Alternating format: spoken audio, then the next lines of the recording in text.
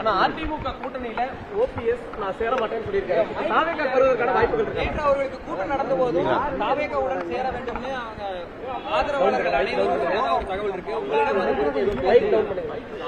முதல்ல என்னுடைய நாளை நடைபெற இருக்கிற கிறிஸ்துமஸ் வாழ்த்துக்களை நான் முதலே தெரிவித்துக் கொள்கிறேன்.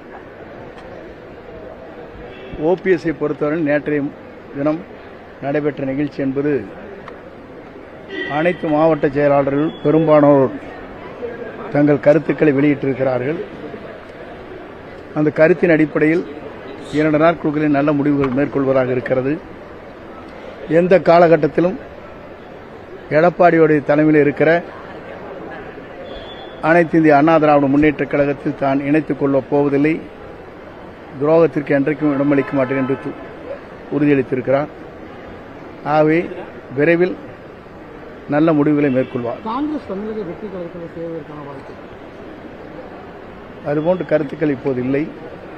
நேற்றைய தினம் நடந்த ஒரு கிறிஸ்துமஸ் விழாவில் அவங்க மூத்த நிர்வாகிகள் கிட்டத்தட்ட விரைவில் ஒரு நல்லது நடக்கும், இணைய வேண்டிய இடத்தில் இணைவோம் அப்படிங்கிற ஒரு கருத்தையெல்லாம் பேசியிருக்காங்க. அதுதான் இந்த மாதிரியான கருத்துக்களுக்கு இணைய வேண்டிய இடத்தில் இணைவோம். அவர் தெளிவாக ஈரோடு மாவட்டத்தில் நடைபெற்ற நிகழ்ச்சியில் தெளிவாக சொல்லியிருக்கிறார்கள். 2 கருத்து. கொள்கை ரீதியாக நாங்கள் யாரை எதிர்க்கிறோம் என்பது மக்களை கோஷமிட்டார்கள். அதே நேரத்தில் துரோகம் என்பது அந்த இயக்கத்தை எப்படி இருக்கிறது என்பதை அதையும் வெளியிட்டார்கள். ஆகவே 2 கருத்துக்களும் தெளிவாக உங்களுக்கு இருக்கிறது. அதே தான் அது பொருந்தும். ஜெயலலிதா மற்றும் எம்ஜிஆர் அவர்களுடைய தொண்டர்கள் முழுமையா விஜயின் பக்கம் வந்துவாங்க எனக்கு நம்புறீங்களா? என்னை பொறுத்தவரையிலும் இந்த பொங்கல் முடிந்து அதற்கு பிறகு நீங்கள் ஒரு திருப்புமுனையை பார்க்கலாம். நீங்க மூத்த அரசியல் தலைவராக இருந்து நீங்க தொடர்ந்து செயல்பட்டு இருக்கீங்க. ஒவ்வொரு முறையும் கிறிஸ்தாவே பேசும்போது அடுத்தது என்ன அப்படிங்கிற கேள்வி இருக்கு. இல்ல அடுத்தது இல்லைங்க, என்ன மாதிரி விஷயங்கள் இருக்கு?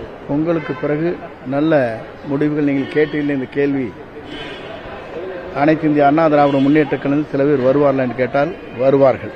இதே போல தமிழக வெற்றி கழகம் திமுகவை தீய சக்தி அப்படிங்கிறாங்க. ஆனா பாஜகவை எந்த குற்றச்சாட்டும் சொல்லுங்க. பாஜக பொறுத்தவரை கொள்கை ரீதியாக நாங்கள் எதிர்க்கிறோம் என்று சொல்லியிருக்கிறார். அதை பார்க்கவில்லையா? ஈரோட்டில் நடைபெற்ற நிகழ்ச்சி இப்படி ஒரு கேள்வி அப்படி ஒரு கேள்வி கேட்டாங்க, பார்த்தீங்களா இல்லையா? 2 கொஸ்டின்ஸ். இல்ல அதை பொறுத்தவரையிலும் அவர் தெளிவாக இன்றைக்கு முடிவு சொல்லியிருக்கிறார். பொதுக்கூட்டத்தில் பேசுகிற போது தெளிவாக அந்த முடிவுகளை தெளிவுபடுத்தி இருக்கிறார்.